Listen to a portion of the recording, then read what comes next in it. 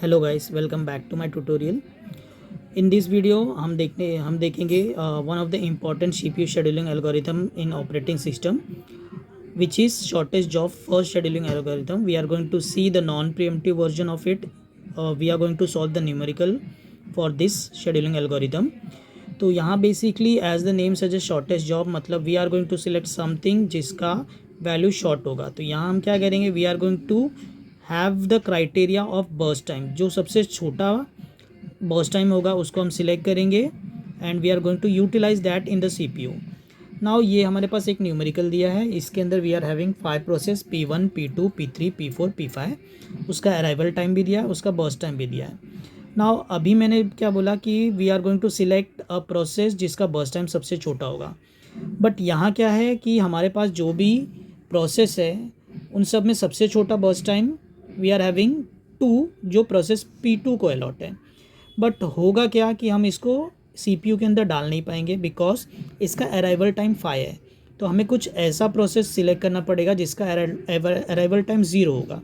तो यहाँ हमारे पास इन पांचों प्रोसेस में से वी आर हैविंग P4 जिसका अराइवल टाइम 0 है और वो कब तक यूटिलाइज होगा, टिल द टाइम 3, बिकॉज ये नॉन प्रिएम्प्टिव है। तो नॉन प्रिएम्प्टिव के अंदर जनरली क्या होता है, जो भी प्रोसेस CPU के अंदर जा रहा है वो पूरा यूटिलाइज होगा और उसके बाद ही वो बाहर आ पाएगा।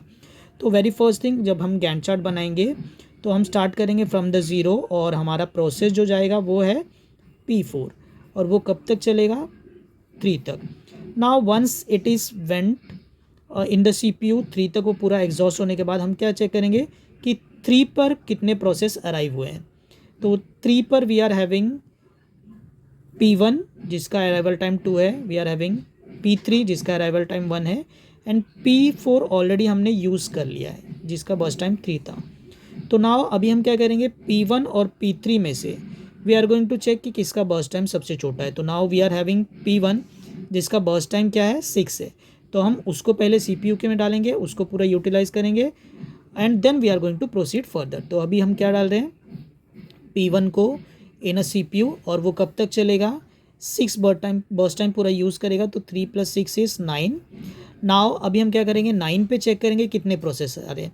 तो 9 के अंदर रेडी क्यू के अंदर we are having 5, we are having 4 and rest of the process also ready queue में आ चुके हैं। तो अब क्या हम क्या करेंगे, जो यूज़ हो गया उसको हटा देते हैं। बाकी हमारे पास बचा क्या, we are having P2, P3 and P5। Now इन तीनों में से सबसे जो छोटा बर्स्ट टाइम है वो P2 का है। तो वो हमारे CPU के अंदर जाएगा टिल 2, उसका जो भी बर्स्ट टाइम है वो यूज़ होगा। तो हमारे पास 9 + 2 दैट इज़ 11। तो वो यूज़ हो गया। अभी 11 पे भी सारे प्रोसेस ऑलरेडी रेडी क्यू में है। तो we are going to proceed with the pending process जो हमारे पास रेडी क्यू में है। तो we are having P3 and P5। P3 and P5 में से सबसे छोटा बर्स्ट टाइम P5 का है, सो हम उसको पूरा यूज़ करेंगे एंड P5 हमारा CPU के अंदर जाएगा। P5 गया एंड +4 करेंगे तो we are going to have the 15 as a value. Now अभी हमारे पास एक ही प्रोसेस बचा P3 और वो पूरा यूज़ करेगा उसका 8 बर्स्ट टाइम जो होगा टोटल 23। नाउ ये मिलने के बाद what we need to do, हमको हमारा टेबल फिल करना है जिसमें CT दिया है, TAT दिया है, WT दिया है एंड RT दिया है। ठीक है। Now CT is generally completion time, TT हमारा टोटल एवरेज टाइम, WT हमारा waiting time and R is the response time. तो हम क्या करेंगे, पहले CT निकालते हैं। तो CT मतलब हमको गैंट चार्ट से चेक करना है कि हर प्रोसेस कंप्लीट कब हुआ है। तो जब भी हम गैंट चार्ट में देख रहे हैं तो P1 कंप्लीट हो रहा है 9 पे, तो P1 का CT हो गया 9। P2 कंप्लीट हो रहा है 11 पे जिसका CT हो गया 11। P3 कंप्लीट हो रहा है 23 पे, P4 कंप्लीट हो रहा है 3 पे एंड P5 कंप्लीट हो रहा है 15 पे। तो हमारा कंप्लीशन टाइम फिल हो गया for all the process.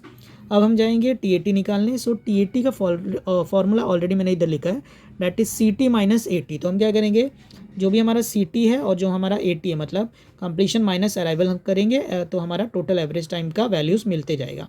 So 9 - 2 is 7 for P1, then 11 - 5 is 6 for P2, 23 - 1 is 22 for P3, 3 - 0 is 3 for P4 and 15 - 4 is 11 for P5। हमारा TAT भी मिल गया। Now according to the formula हम जब waiting time find करेंगे तो it is TAT minus burst time. ठीक है, मतलब total average time minus burst time. तो जो भी हमारे पास TAT है और जो बर्स्ट टाइम है दोनों को सब्ट्रैक्ट करेंगे तो 7 minus 6 is 1, 6 minus 2 is 4, 22 minus 8 is 14, 3 minus 3 is 0 and 11 minus 4 is 7। ठीक है, ये हो गया हमारा वेटिंग टाइम हर प्रोसेस के लिए। Now we are pending with the response time. कभी कभी क्या होता है कि हमको वेटिंग टाइम नहीं दिया होगा, तो we need to find the response time. अब ये रिस्पॉन्स टाइम क्या करेंगे, we need to again go to the Gantt chart. Gantt chart में सब प्रोसेस का अराइवल और जो उसका ऑलरेडी अराइवल टेबल में दोनों को सब्ट्रैक्ट करना है। नाउ P1 जो अराइव हो रहा है ये देखिए 3 पे अराइव हो रहा है और इसका इधर अराइवल टाइम कितना है 2 है, सो 3 माइनस 2 इज़ 1।